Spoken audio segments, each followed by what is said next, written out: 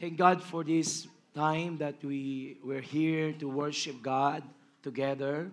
And also, I want to thank our senior pastor for giving me an opportunity to share the Word of God sa ating church dito ho sa Maligaya. Sapagkat ho, ako isang pastor din, hindi ko ho basta-basta ipinagkakatiwala ang pulpito kahit kanino. No po? Kaya napakalaki ng pasasalamat at isang privilege ho na mapagkatiwalaan sa araw pong ito para ho makasama ko kayo sa pagsamba at ma-share ko ho sa inyo ang salita ng ating Panginoon. Palakpakan ho natin minsan pa ang pagkakataong ito na meron tayo na magsama-sama para purihin at dakilahin ang ating Diyos. Hallelujah! Hallelujah!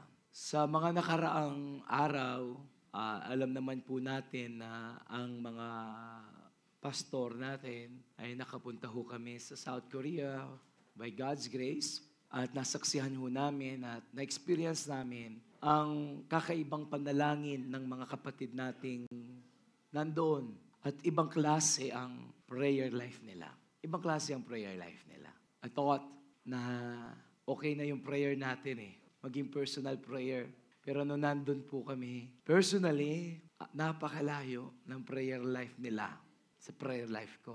Parang backslider ako Alam po ninyo yan? Pakiramdam ko ho sa church na yun, backslider po ako. Yes. Napaka-tindi ng prayer life nila. At ang prayer life nila ay hindi ho minutes, kundi hours. Oras ang pinag-uusapan. Oras. That's why Jesus, He commanded the disciples na mag-pray at least 1 hour. If you will not pray at least 1 hour, you will fall into temptation. Yan ang sabi ni Jesus. Dahil nag-agree sa sinabi ni Jesus, magsabing amen. Ang kalaban ng panalangin, antok. Bakit, Pastor? Naranasan ko Kaya nung si Jesus ay bumalik, nung nagpipray sa Gethsemane, dinatnan niya ang mga disciple, natutulog. Tignan mo yung katabi mo ngayon. Gising ba yan o natutulog? Lahat po ng gising dito, magsabing amen? Amen. Pag sinabi natin amen, ganito ha? Pag sinabi natin amen, amen! Practice natin. Sabi natin, amen! Amen! Isa pa, amen! Amen! Amen! Ay, hindi lahat, hindi pa lahat. Sabihin natin, lahat ng gustong maranasan ang presence ni Lord at magtagal sa presence ng Lord, magsabing amen. Amen. Magsabing amen. Amen. Magsabing amen. Amen. Magsabing amen. Amen. Magsabing amen. Amen. Magsabing amen. Amen. Magsabing amen. Amen. Bakit kailangan gawin? Para hindi makatulog. Jesus said, di ba kayo pwedeng mag-pray kahit 1 oras lang? Sapagkat yan ang kalaban Kalaban inip, kalaban antok. At ang demonyo nandun para hindi ka makapanalangin. Ayaw nating matukso. Tama po ba? Lahat po dito na gusto maging matatag sa panahon ng tukso, magsabing amen. Amen. Lahat ang gusto mag-overcome sa tukso, magsabing amen. Amen. Then, ang requirement pala ni Jesus, 1 hour. 1 hour? Iba yun. Iba yung standard ni Jesus. Doon pa lang kapatid ko, para lang wag matukso, gusto ni Lord, mag-pray ka at least 1 hour. Pero itong mga kapatid natin, nagpipray sila hindi 1 oras. They devoted themselves praying for hours, 5 hours, 6 hours, 7 hours. And 90% ng prayer nila, speaking in tongues. Si Jesus, nagpray siya, magdamag, buong gabi. Inisip ko, paano kaya makakatagal ang isang Kristiyano sa prayer? Paano ko makakatagal sa prayer? Paano ko aabot ng 2 oras? Paano ko aabot ng 3 oras? Paano ko aabot ng 4 na oras? Paano ka makakatagal sa panalangin? Then as I meditate at habang nagre-reflect ako sa mga nangyari sa amin, then naalala ko yung isang mensahe, long time ago. Na-share ko na po dito At maraming man of God ang shinare na po ito. But I was reminded about this kind of prayer. And this prayer is about the tabernacle prayer. The tabernacle is about entering God's presence. Everybody say, tabernacle prayer. Louder. The tabernacle prayer is about entering God's presence. Ang tabernakulo, yan ang pinagawa ng Panginoong Yahweh kay Moises nung sila po ay lumabas mula sa Ehipto at yan ay tinayo doon sa wilderness. Para ma-refresh ang bawat isa at magkaroon ng idea, ano ho ba ang itsura ng tabernakulo, ang tabernacle, at ano ang nilalaman ng tabernacle. Tignan po natin itong short clip na to.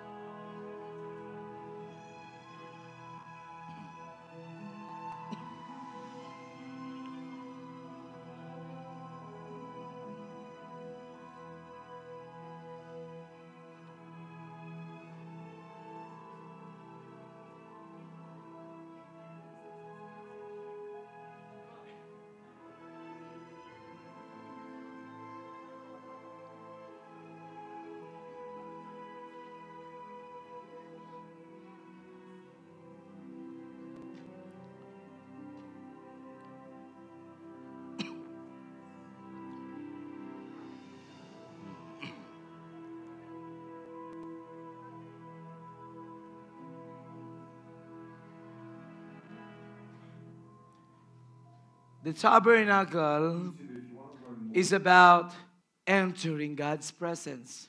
Your focus is to enter into God's presence. Your goal is not to seek the hand of God, but to seek the face of God. This is not an ordinary prayer. Ito ay prayer na nagbabago ng puso. Ito yung prayer na fervent, persistent, earnest. Sapagkat ang panalangin ito, ulitin ko, is not about seeking the hand of God. Marami ho nagpipray because they're seeking the hand of God.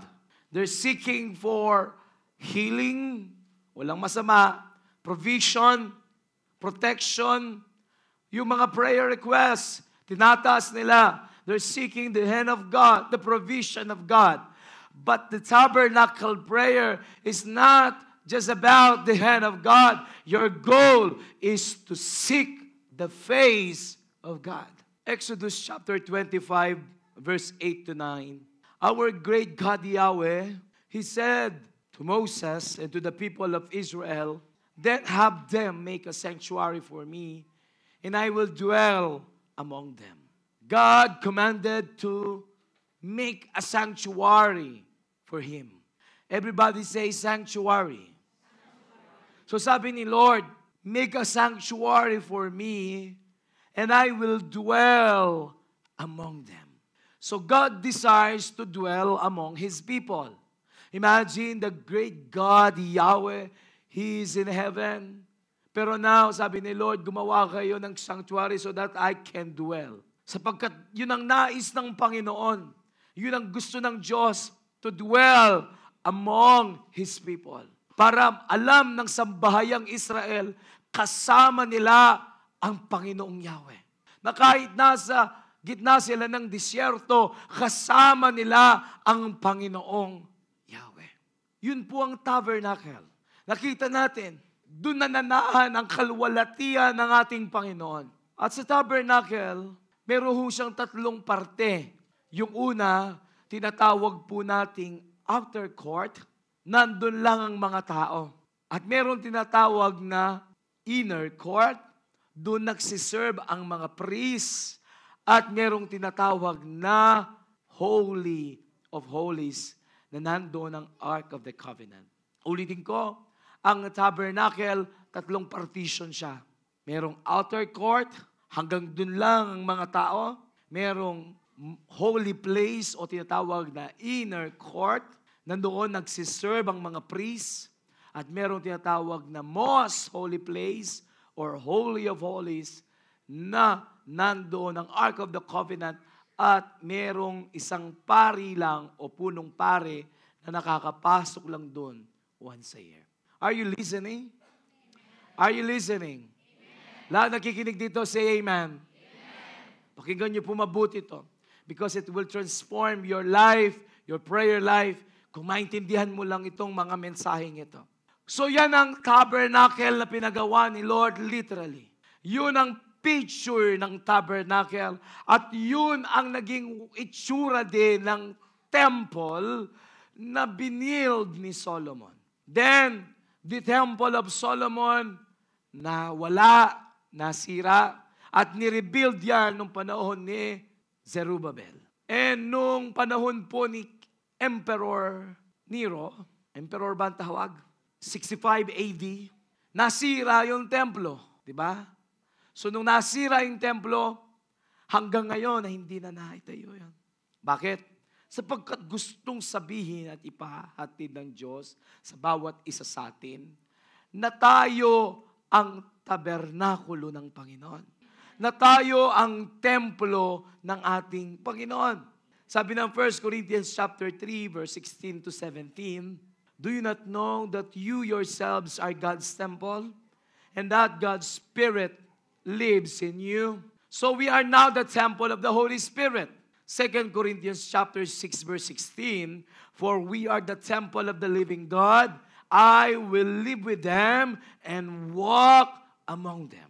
So it means God walks and dwells with His people. Everybody say, I am the temple of the Holy Spirit. Taas natin ang kamay natin, sabihin natin, my body is the temple of the Holy Spirit, is the temple of God. So, kung ang iyong katawan ay templo ng Espiritu at templo ng Diyos, ibig sabihin, ang Panginoon ay nagdudwell siya sa buhay ng bawat isa. Amen? So ngayon, i-picture natin. Imagine natin na tayo ay nasa isang journey na papasok tayo sa tabernacle ng Panginoon. Ipikit mo yung mata mo, kapatid. Sabi ng Biblia, ang iyong katawan ay templo ng Espiritu. Ang iyong katawan ay templo ng Diyos. Kailangan napipicture po ninyo yung sarili ninyo na templo ng Diyos. Isang templong dapat banal. Isang templong pinapanahanan ng Diyos. Tignan niyo po ako. Now, kung napipicture mo yung sarili mo as the temple of God, nandito si Lord, nandito ang Holy Spirit. Ngayon, pag nagpipray ka, iniisip mo, paano ka makarating dun sa tinatawag na Holy of Holies. Ulitin ko, the goal of tabernacle prayer ay makarating ka, makapasok ka sa Holy of Holies. Paano nag-i-start ang prayer na to? Paano nag-i-start yung tabernacle prayer? Tignan natin. Yung mga Israelita, kapag sila ay pupunta sa tabernacle o pupunta sa temple, sila ho ay mag-stay dun sa tinatawag na outer court. Brothers and sisters, tabernacle is not just a structure.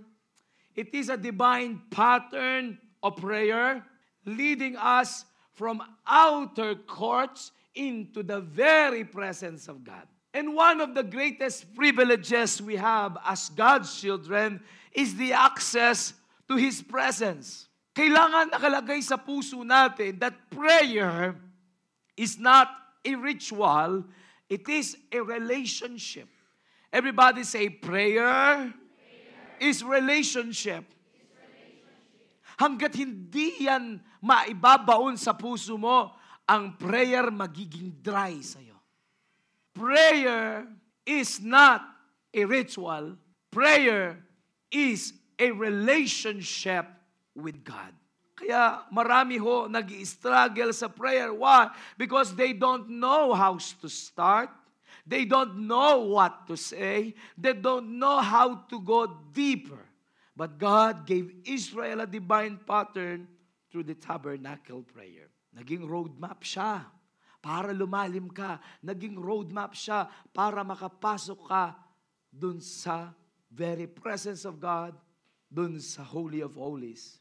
Inside the tabernacle, merong mga furnitures o merong tinatawag na mga temple treasures. And those temple treasures point us to Jesus at tinuturuan tayo kung paano ho lumapit sa ating Panginoon. Merong prophetic message. Merong spiritual message. Kaya kapatid ko, ngayong oras na to, as we move step by step, you will discover God is going to reveal the powerful way to pray that will transform your spiritual life. Lahat ng gusto magtagal sa presence ni God, say amen. Amen. Ang prayer na to, patagalan. Ang prayer na to, hindi madaling prayer. Hindi minamadali. Ulitin ko. Ang prayer po na share ko sa inyo, pag-usapan natin, ay hindi panalangin minamadali. Ngayon, magkaroon tayo ng reflection, tignan natin ang ating mga sarili, nasan tayo. Every time we pray, every time we worship. So una, meron tinatawag na the outer court. Everybody say, the outer court. Louder. The outer court. Yan po yung labas ng tabernacle. At dun sa outer court, meron pong daan. Isa lang ang daan. Isa lang yung gate. Yun yung gate. Yung color red, blue, and purple. Signifying Jesus. Sabi ni Jesus, that I am the gate. I am the door. Kung hindi ka dadaan kay Jesus, hindi ka makakapasok sa presence ng Diyos. Kung wala kang relationship kay Jesus, hindi ka makakapasok sa presence ng Ama. Our access to the presence of God, no other than is Jesus. Because sabi ni Jesus, whatever you ask to the Father in my name, I will do it. Jesus is the gate. Jesus is the only door. Everybody say, Jesus is the gate. Jesus is the door. So siya lamang ang pwede mong pasukan. Siya yung access mo to the very presence of God. Dun sa outer court, ang ginagawa ng mga Israelita, they are giving thanks and they are praising God. Lahat ng gising dito, say amen. Amen. Lahat ng hihintayin ng presence si Lord, say amen. Amen. Lahat ng magtsatsaga sa presence si Lord, say amen. Amen. Dun sa labas, ang ginagawa ng mga Israelita, they are thanking God, they are praising God. That's the focus of prayer. Psalm 100 verse 4, enter His gates with thanksgiving and His courts with praise. Give thanks to Him and praise His name. Psalm 34 verse 1, I will bless the Lord at all times. His praise shall continually be in my mouth. 1 Thessalonians 5:18, sabay-sabay tayo, basahin natin malakas. 1, 2, 3.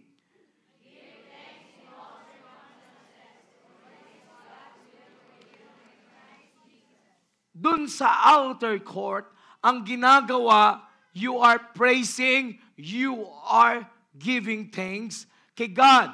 So the first step in God's presence is not asking.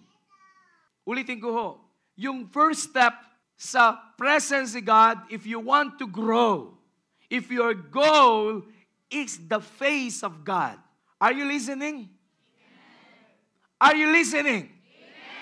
If your goal is to seek the face of God, the first thing that you need every time you pray is to praise His name, to thank what God has done.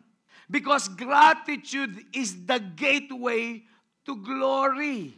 That's why when you are grateful, kapag grateful ka kay God, nagpapasalamat ka, God opens the gate para makapasok ka. Imaginein mo, bigla pumasok ka sa presence ng hari, nagko-complain ka, lahat ng sinasabi mo, mga complaints mo, problema mo. Gagawin mo ba yon?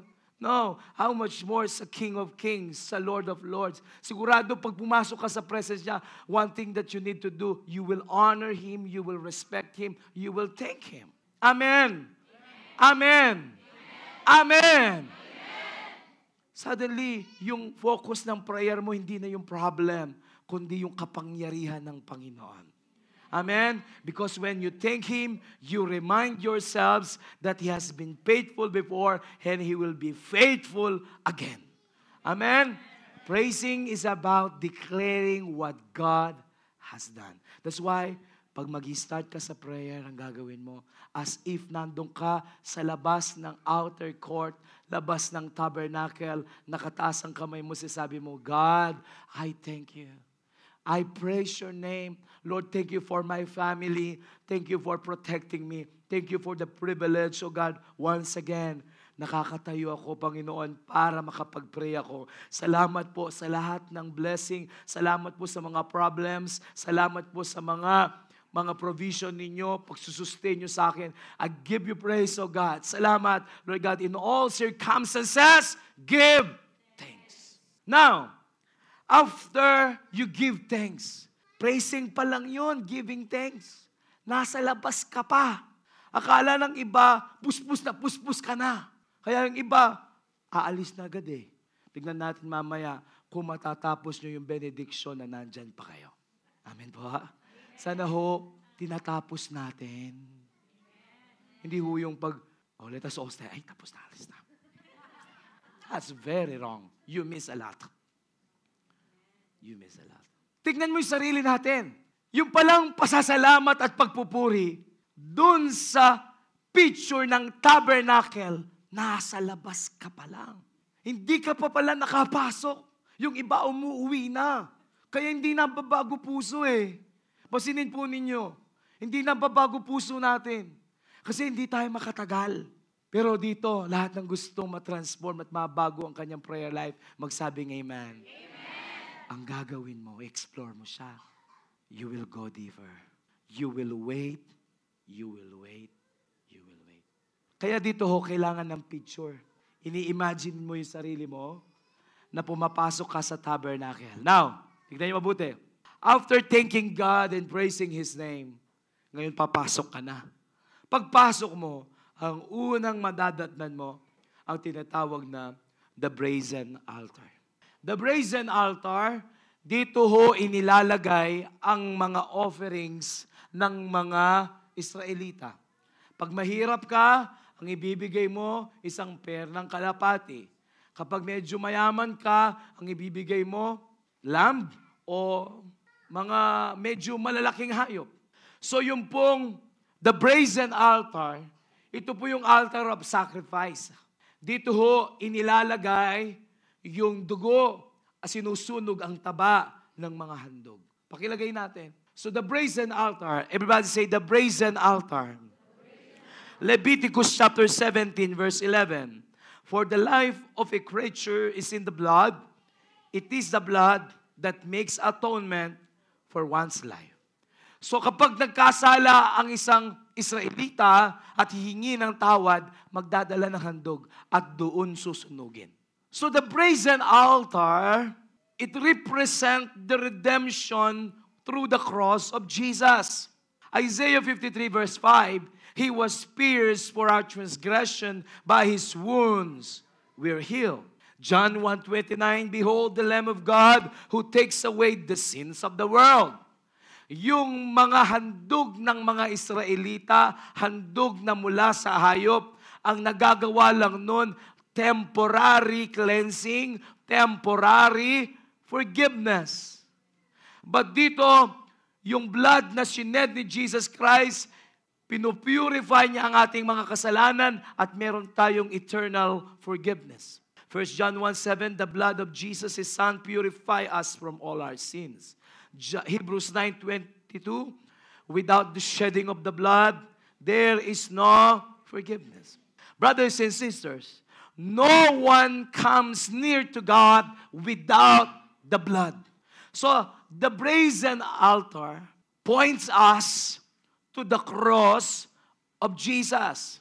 The brazen altar points us to the Calvary. It's about the finished work of Jesus. Every day we need to remember the cross. So imagine, tignan niyo po ako mabuti. Kailangan napipicture niyo po. After thanking God, after praising God, now, nandun ka sa harapan ng brazen altar. The brazen altar points us to the cross of Jesus. At nandun ka ngayon sa harapan ng brazen altar as if you are standing before the cross of Jesus. Now, suddenly yung prayer mo mag-iiba. You are now declaring the cross of Jesus. You are now declaring the blood of Jesus. Ang prayer mo magiging ganito siya, Father, thank you for sending your Son, Jesus. Lord Jesus, once again, I remember you. You died on the cross for me. Lord, thank you for saving me. Naalala mo yung kaligtasan mo. You're thanking God, Lord, salamat for saving me. Now, because of the blood, I am redeemed. I am sanctified. I am justified. I am protected.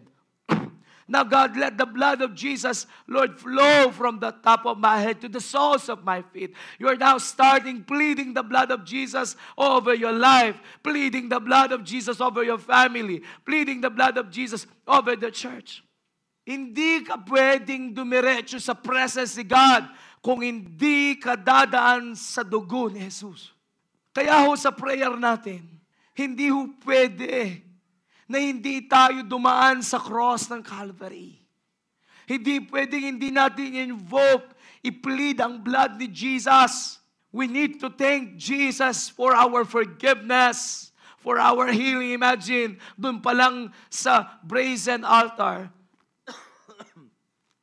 dun pa lang, dun sa pangalawang step ng iyong prayer, you are now declaring that you are healed. You are declaring that you are victorious. You can pray with confidence because the price is already paid. Amen. Amen. Every day, thank Jesus for His sacrifice. Every day, we need to plead the blood of Jesus over your life, your family, and over your destiny. Because the blood declares you are forgiven and you are free. Always declare it. Always declare it. Brothers and sisters, always declare it. Imagine if every time you pray, you thank Jesus for dying on the cross and you always remember that Jesus saved you, paano ka magbabackslide? Kaya marami, hindi na-appreciate yung finished work ni Jesus. Why? Nakalimutan kasi. Kaya sa prayer natin, napakalaga na tayo'y laging pumupunta dun sa krus ng Kalbaryo. Because, brothers and sisters, the devil will always accuse us daily. He will accuse us. He will tell us that we are sinners. That's why we need to declare the blood. Because the blood speaks louder than the devil. Amen? The blood speaks louder than the devil. The blood says we are forgiven, we are redeemed, we are children of God. Amen? Lift your hands. I pray for the blood of Jesus to flow right now. As we stand before the presence of God, as we are sitting and staying in the presence of God, I pray, let the blood of Jesus, Lord, the blood that flows from the Calvary, touches you right now.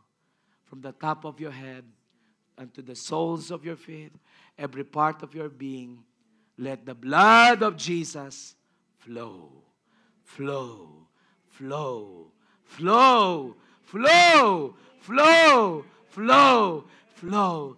In Jesus' name. Amen. Palakpakan natin ang Panginoon. Yung malakas na palakpak kay Lord.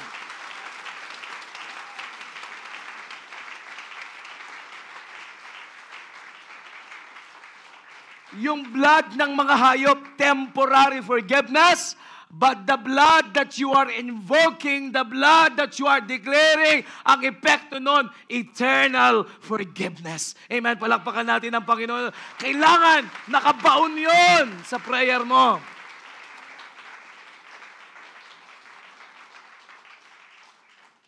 Kailangan nakabaon yun. We need to have a revelation about the cross of Jesus once again. And now, after mo dun sa brazen altar, so yung mga priest, siyempre, pumatay sila ng hayop. Pumatay sila. So, ang mangyayari, mapupuno sila ng dugo sa kamay, sa mukha. Madudumihan sila. Now, ang gagawin nila, pupunta ngayon sila dun sa tinatawag na the bronze laver. So the bronze laver, ano ang itsura niyan? Pakita natin ang itsura ng bronze laver. Yan po ay napakakintab at punong-puno ng tubig. Na kapag yan ay tumapat ka, makikita mo ang mukha mo. Makikita mo ang itsura mo. Yung bronze laver, sasabihin niya kung ano ang itsura mo. The bronze laver, the focus now is about cleansing by the word. So yung focus ng prayer mo ngayon is about cleansing by the word. Tignan natin. Exodus chapter 30, verse 18 to 19. The priest wash at the laver before serving. Pwede ba sabay-sabay tayo basahin natin ito? Malakas. 1, 2, 3. Please listen to this. Listen, listen, listen. The Bible says we are the royal priesthood. Because we are redeemed, because we are the church, the called out ones, nga God declares that we are a royal priesthood. Ang priest, ang trabaho niya to represent people before God. Yun ang trabaho natin. We are represent people before God. We reconcile people before God. Sabi mo sa kanan kaliwa, you are a priest. Tinatanggap po ba niyo yan? Yan ang calling mo. Bawat isa sa atin, we are a royal priesthood. God called us to serve. Sabi mo sa kanan kaliwa, tinawag ka ni Lord para mag-serve.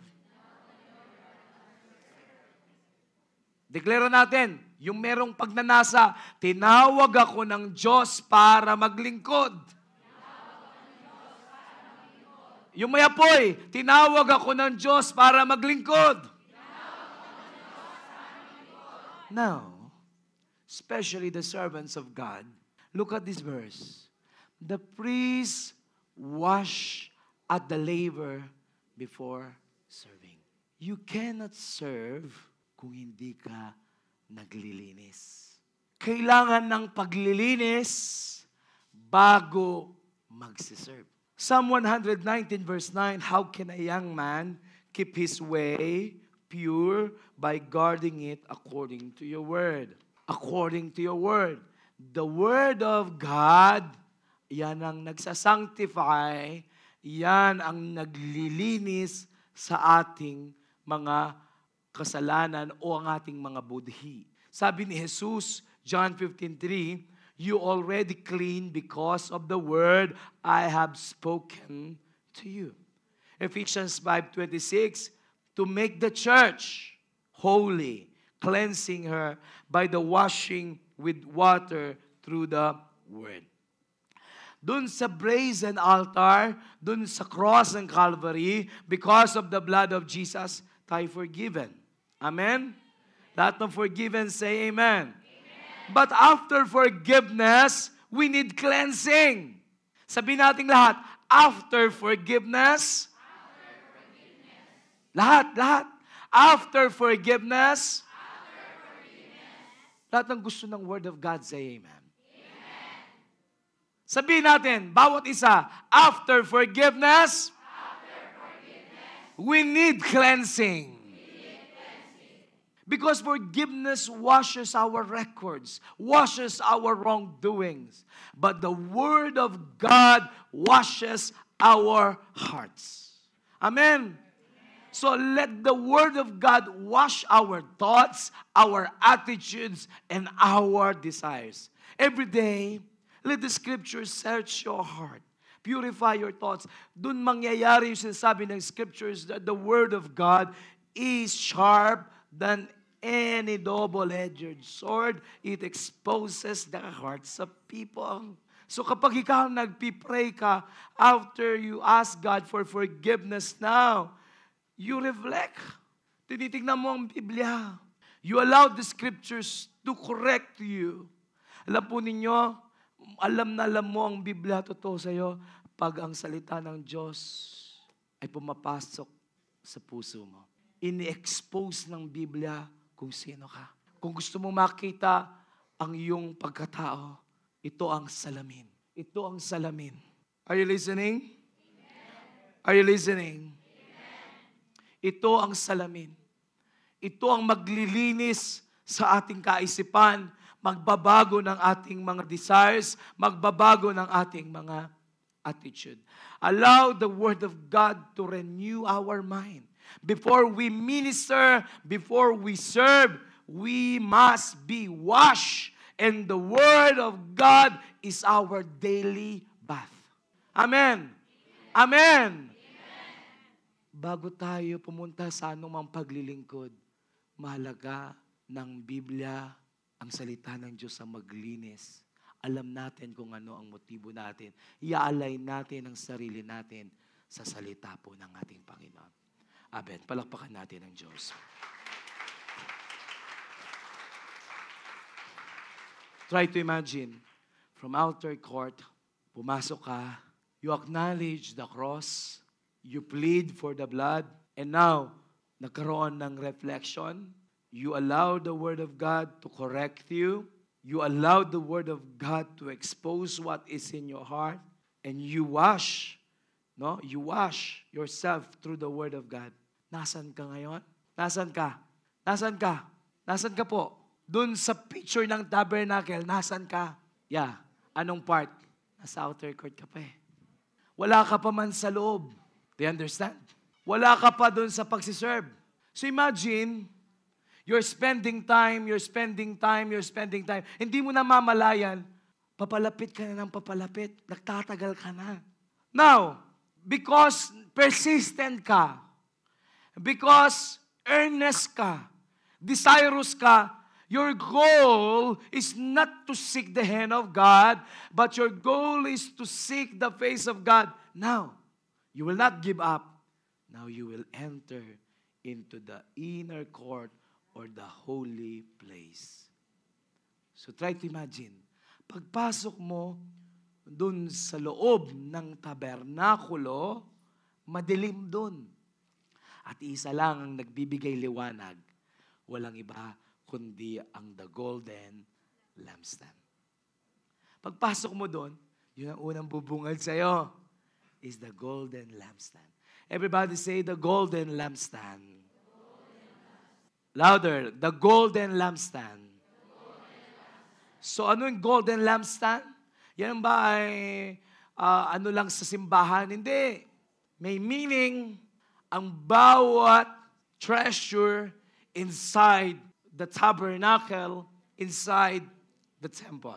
Exodus 25 verse 37, then make it 7 lamps and set them up on it so that they light the space in front of it. Ang tanging liwanag sa loob ng tabernakulo ay ang the golden lampstand. Alisin mo ang golden lampstand, puro kadiliman ng loob. The golden lampstand represent the Holy Spirit illumination.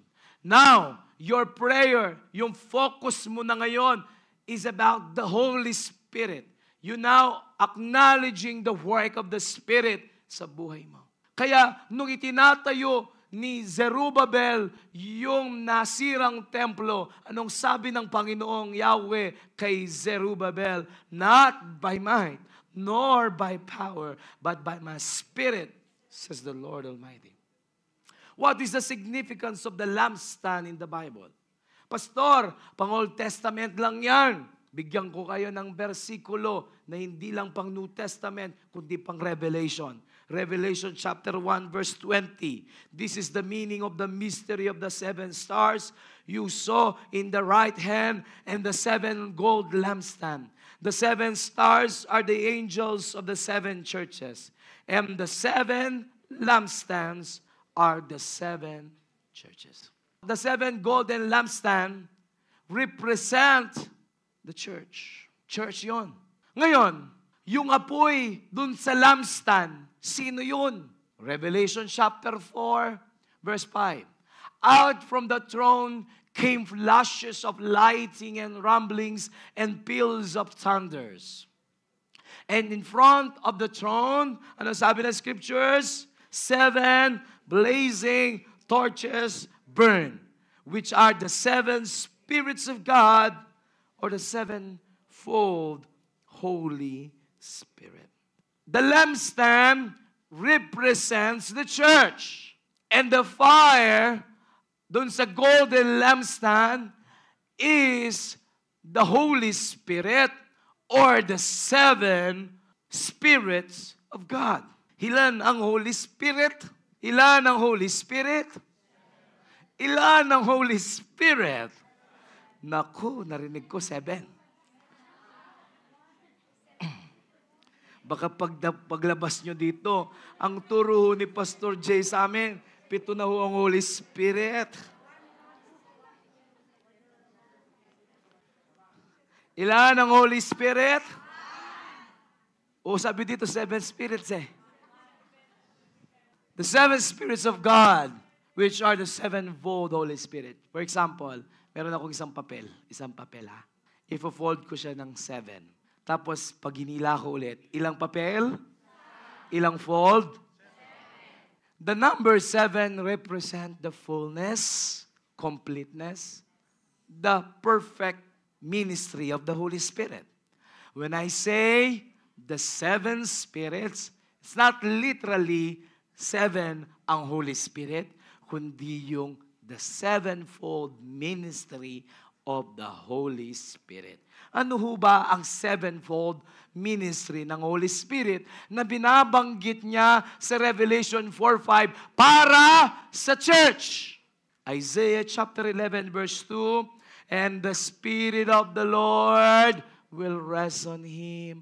The spirit of wisdom and understanding, the spirit of counsel and might, the spirit of knowledge and fear of the Lord. So the 7 ministry of the Holy Spirit, the perfection of the Holy Spirit is, first, you are declaring, Lord, I acknowledge you that you are the Spirit of the Lord and you will rest on me. You are the Spirit of wisdom. Pangatlo, you are the Spirit of understanding. Pang-apat, you are the Spirit of counsel. Panglima, you are the Spirit of might. Pang-anim, you are the Spirit of knowledge. Pang-pito, you are the Spirit of the fear of the Lord. You are declaring it, and this work of the Spirit will rest on the church, will rest on you as you persistently, earnestly, and fervently seeking the face of God. Hallelujah. Palakpakan natin ang ating Panginoon.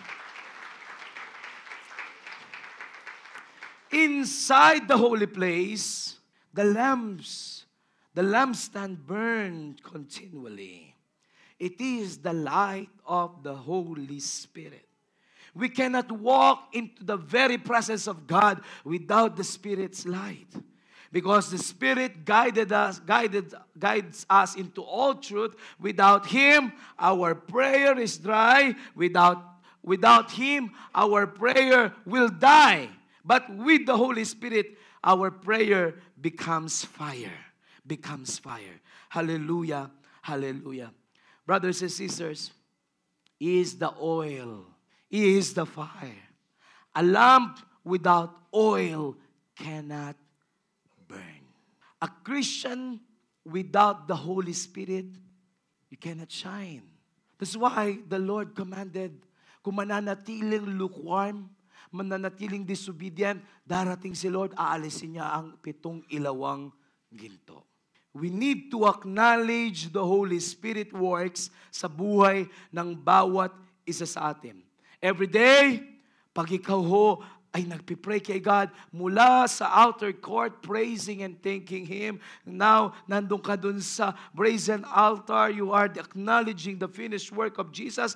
Now, you allow the Word of God to cleanse you. Now, all of a sudden, you are declaring, acknowledging the work of the Holy Spirit sa buhay ng bawat isa sa atin. I pray that this afternoon, as your hands are lifted up, may the Holy Spirit rest upon you, the Spirit of the Lord, the Spirit of wisdom, understanding, counsel, might, knowledge, and the fear of God, the sevenfold ministry of the Holy Spirit will rest upon you, will rest upon in your ministry, will rest upon in your family and all over the church. In the mighty name of Jesus, be filled with the Holy Spirit. Hallelujah! Palakpakan natin ang ating Panginoon.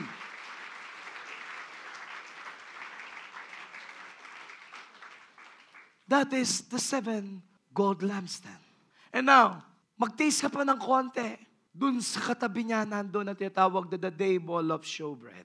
The table of showbread, in Leviticus chapter 24, verse 5 to 9, the Bible says, the bread was always before the Lord. The bread was always before the Lord. Di pwedeng mawala.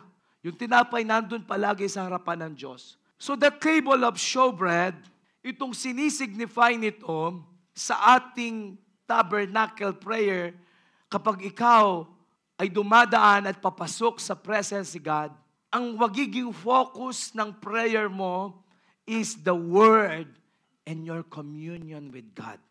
Because the bread always represents God's Word. Matthew chapter 4 verse 4, man shall not live by bread alone, but on every word that comes from the mouth of God. So yung salita na galing palagi sa bibig ng Panginoong Yahweh. Kaya si Propeta Jeremias, ano ang kanyang panalangin? Ano ang kanyang laman ng puso niya sa tuwing maririnig niya ang salita ng Diyos? Sabi ng Biblia, Jeremiah 15:16, when your words came, I ate them, and they were my joy and my heart's delight. Wow! Grabe to. Sabi ng Biblia, when your words came, pag narinig niya yung salita ng Diyos, pag binasa niya yung salita ng Diyos, ang ginagawa niya, kinakain niya. Kinakain niya. Literally nga, yung mga propeta, as in, kinakain nga nila ang salita ng Diyos. Now you know na nag-grow ka sa presence ni God kapag yung salita na narinig mo, kapag ang salita na binabasa mo, kinakain mo na. Tulad ngayon, nakikinig kayo ng Word of God. Sino dito yung kinakain mo yung salita ng Diyos? Imagine, sa tabernacle prayer, dun pa lamang yung meditation ng Word of God. Marami, ayaw nang dumaan dyan. Paggising mo, kunin mo ang Biblia, basahin mo, kaya walang dating sa'yo, kaya wala kang reflection. Pero dito, kinakain mo yung salita ng Diyos. The Word of God, yun ang magiging food ng iyong kaluluwa. Yun ang nagiging kalakasan mo. You're now starting meditating the Word of God, communicating with the Lord. Because the Lord Jesus said that I am the bread of life. Whoever comes to me will never go hungry. Kaya kapag kinakain mo yung Word of God, hindi ka magiging malnourished na Kristiyano. Sino dito nagdi-devotion? Magsabing amen. Sino dito ang binabasa ang Biblia araw-araw? Say amen. Huwag mong imimiss ang Biblia. You cannot separate yourself sa Word of God. The bread represent the Word. We need to eat the Word. Kainin yung salita. Busugin mo yung sarili mo sa salita. Unlimited yung salita. Walang bayad yung salita. Kailangan mo lang kumain, manatili. Amen? And the table always represents communion. Tayo ho, ang sinasabayan lang natin sa lamesa at niyayaya natin sa lamesa ay yung mga taong importante sa'yo. Am I right? Kung meron ka mang i-invite sa mesa mo, meron ka mang pipiliing kasamang kumain, those are people na mahalaga sa'yo. That's why Jesus said in Revelation 3:20, "Here I am, I stand at the door and knock. If anyone hears my voice and open the doors, I will come in and eat with that person and they with me." Jesus invite us to eat at His table, both His word and His fellowship. Brothers and sisters, naghihintay si Lord sa iyo makipag-fellowship, naghihintay si Lord sa ating makipag-commune. Because the Word nourishes us and His communion, His fellowship sustains us. Amen. Let us have communion with God. Brothers and sisters, tabernacle prayer is not a simple prayer. We cannot rush. Don't rush your time with Jesus. Meditate the Bible, the Word, until the Word becomes your food and your strength. Kaya, ibang klase magiging dating kapag ang Word at ang fellowship mo kay Lord magkasama as you go deeper. Imagine, nandun ka na, nag-word. Gano'n kaya katagal yan? And now all of a sudden, pagharap mo papunta dun sa pinaka-altar, nandun na tinatawag na the altar of incense. The altar of incense. Dito sinusunog ang mga incense. And the incense represents worship and intercession. Dito pa lang nangyayari yung worship and intercession. Sabi ng Exodus 30 verse 7 to 8, Aaron burned incense morning and evening before the Lord. Psalm 141 verse 2, may my prayer be set before you like incense. Sino dito yung araw-araw, itinataas mo yung mga incense mo kay God. Yung incense na yan, yun yung prayer mo. Yun yung worship mo. Revelation chapter 5 verse 8, the golden bowls were full of incense, which are the prayers of the saints. Sa langit, merong golden bowls doon. Ngayon ang tanong, meron ka bang nilalagay na incense doon? Meron ka bang nilalagay na panalangin doon? Sapagkat yun ang tinitignan ng ang ating Panginoon. Kaya sabi ni Pablo sa 1 Timothy 2:1, I urge you, first of all, that petition, prayer, intercession, and thanksgiving be made for all people. Brothers and sisters, inside the holy place, kapag yung usok ay tumaas na, mapupuno ng usok ang lugar. At ang usok na yun ay nagiging sweet aroma, is a sweet fragrance that fills the room. That is the prayer and worship na nagra-rise up before the throne of God, na nagmumove sa puso ng ating Panginoon. Kailangan matuto tayong manalangin na mula sa puso. Matuto tayong manalangin na yung panalangin natin umaakyat siya pataas. Yung panalangin mo, tinatouch niya yung heaven. Tinatouch niya yung throne ng ating Panginoon. Doon sa altar of incense, you're not praying for yourself, but you are praying for others. You're praying for your family. You're praying for the church. You're praying for the nation. Brothers and sisters, let your worship ascend continually.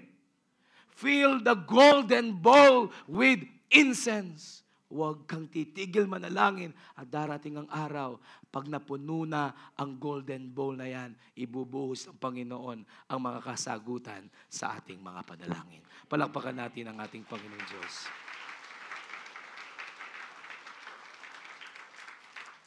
That's the holy place. Lastly, now, we're about to enter the holy place. Are you excited to enter to the holy place?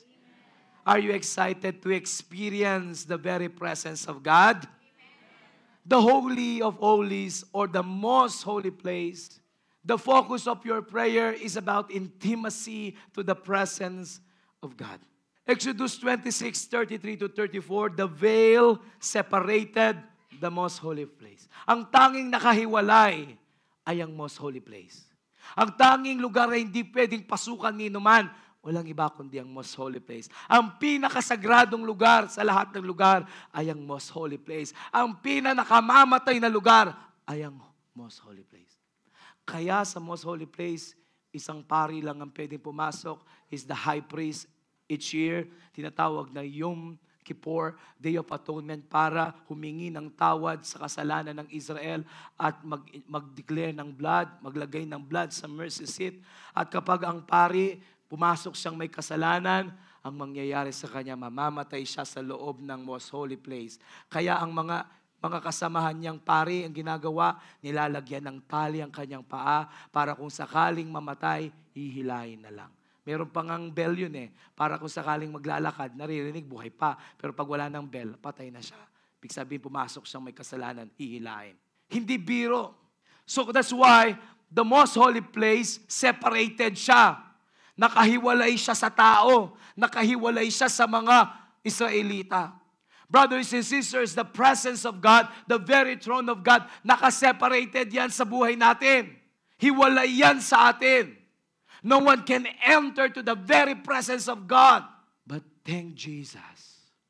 When He died on the cross at Calvary, 3 p.m., the scripture says in Matthew 27, verse 51, the curtain of the temple was torn into two from top to bottom. That's why Hebrews 10:19-22, now we have confidence to enter to the most holy place by the blood of Jesus Christ. Now we can declare, Psalm 16:11, that in your presence there is fullness of joy. At your right hand are pleasure forevermore. Yes, noon, hindi makapasok ang lahat. Pero ngayon, anong ginawa ni Jesus? Siya yung pinakadakilang hari. He is the great high priest. Not just a high priest, but great high priest. Kohen Hagadol. Dala niya yung blood ni Jesus Christ. At yung nag-separate sa presence ni God, sinira niya yon. Parang lahat ngayon na tinubos ni Jesus, lahat ng nakaranas doon sa brazen altar, makapasok na sila sa very throne ng ating Panginoong Yahweh.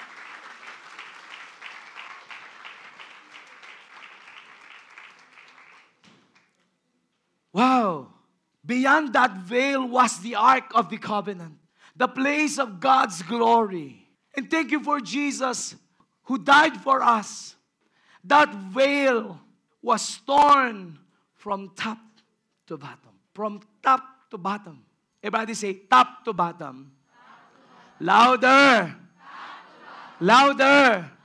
Hindi lang sa baba. Ibig sabihin, walang pwedeng makapigil sa atin. Anumang kapangyarihan mula sa taas hanggang sa ilalim, walang pwedeng pumigil sa atin para makalapit tayo sa presensya ng ating Amang nasa langit.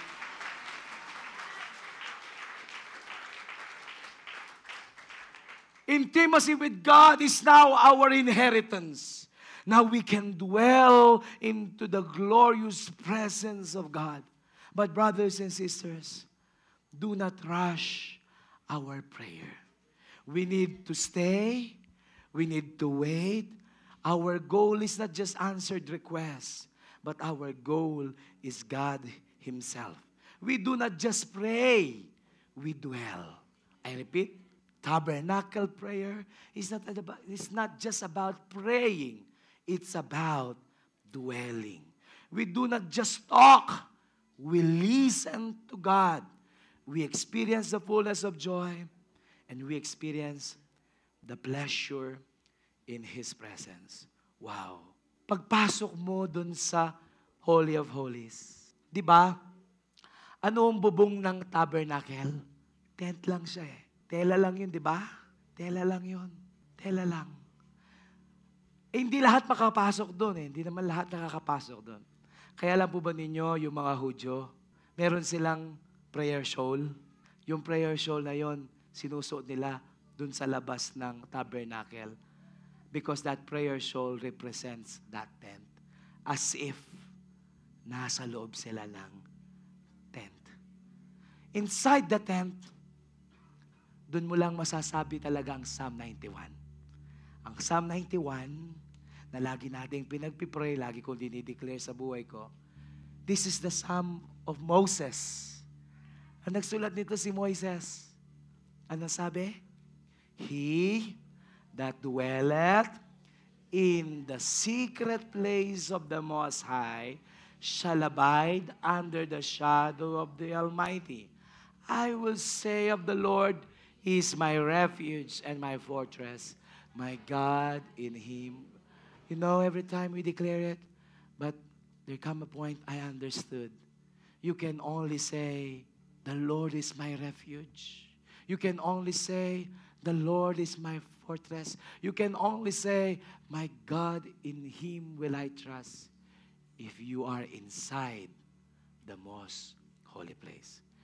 The most holy place is the secret place. The most holy place is the secret place of God. Kaya walang pwedeng pumasok nun. Walang sino man ang pwedeng pumasok nun because it is a secret place. Kaso, sabi ng Biblia, sino ang pwedeng makaranas? He that dwelleth. Not he that visits. There are times, problema sa atin, we visit, we come and go, come and go, come and go, come and go. But the scripture says, he that dwelleth. Sinong nananahan? Your goal in your prayer is not asking, but your goal in prayer is to dwell, manahan. Kaya salamat, bukas na ang kabanal-banalang dako ng Panginoon at malaya tayong makakalapit. Katulad ng sinabi ng Biblia sa Hebreo, ang sabi ng Hebreo, kaya huwag tayong mag-atubiling lumapit sa trono ng maawaing Diyos upang matanggap natin ang awa at biyayang makakatulong sa atin sa panahon ng pangangailangan. Doon sa trono ng Panginoon, sa dakong kabanal-banalan, kapag nandun ka, ang masusumpungan mo, no other than is the grace of God, the mercy of God, the blessing of God to all of us. Nandun ang biyaya, nandun ang habag, nandun ang pagpapala ng Diyos, ang sino mang lumalapit at nananahan sa kanyang banal na presensya. Amen? Church! Don't settle for the outer court.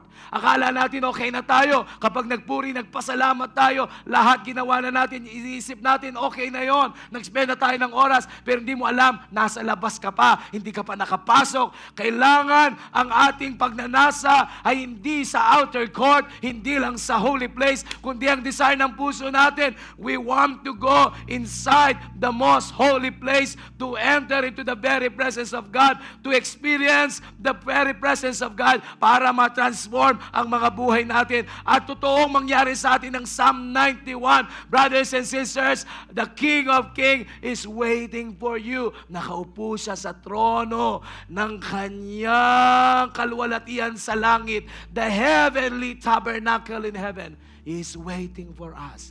Let us come with confidence through the Lord Jesus Christ, our great high priest. Praise His name. Let us give the Lord a mighty hand of praise. Let us enjoy our intimacy to the presence of God. Palakpakan natin ang ating Panginoon.